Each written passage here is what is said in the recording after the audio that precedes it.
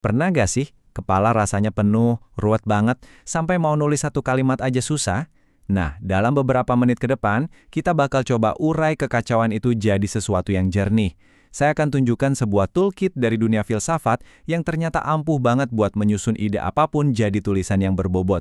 Hayo ngaku, siapa yang nggak pernah ngalamin ini? Di kepala tuh rasanya kayak ada badai ide, seru banget. Tapi pas coba dituangkan ke kertas, malah jadi berantakan, nggak jelas arahnya.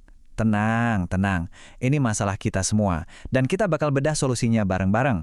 Oke, kita mulai ya.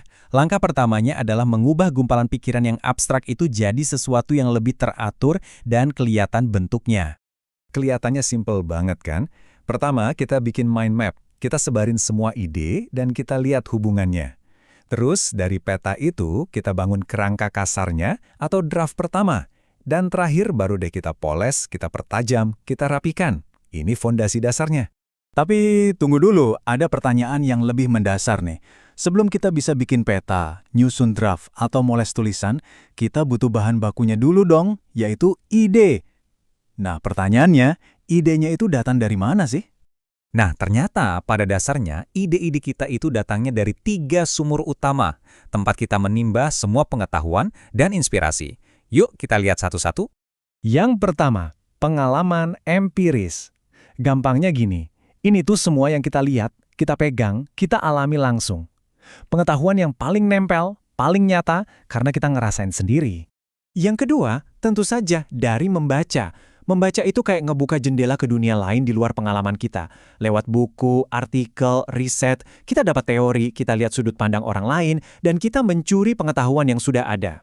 Dan yang ketiga, ini yang kadang agak misterius, intuisi.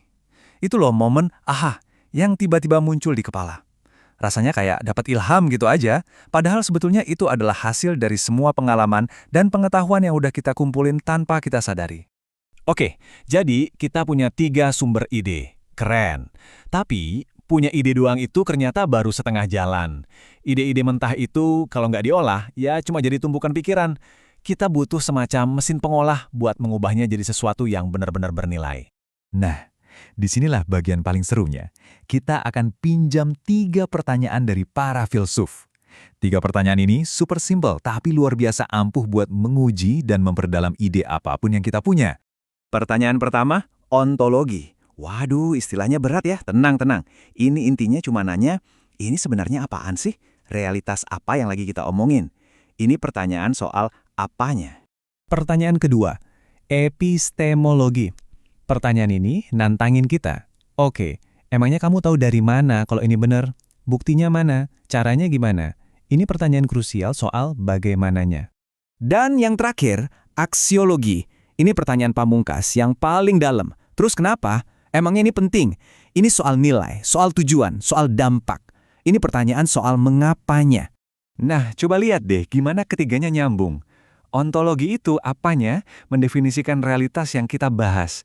Epistemologi itu bagaimananya buat ngecek valid atau enggaknya. Dan aksiologi mengapanya buat ngukur dampaknya. 3 saringan ini bisa bikin ide apapun jadi jauh lebih tajam. Oke, sekarang ayo kita gabungin 2 konsep tadi. Sumber ide kita sama 3 pertanyaan filsuf ini.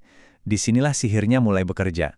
Jadi intinya tuh begini, pengalaman kita, bacaan kita, dan intuisi kita, itu semua bukan cuma ngasih ide mentah, tapi itu semua adalah amunisi buat kita ngejawab 3 pertanyaan tadi. Apa ini? Bagaimana aku tahu? Dan mengapa ini penting? Keduanya saling mengisi. Biar lebih kebayang seberapa dahsyat kerangka berpikir ini, coba kita terapkan di 2 dunia yang kelihatannya beda banget. Tulisan non-fiksi sama fiksi.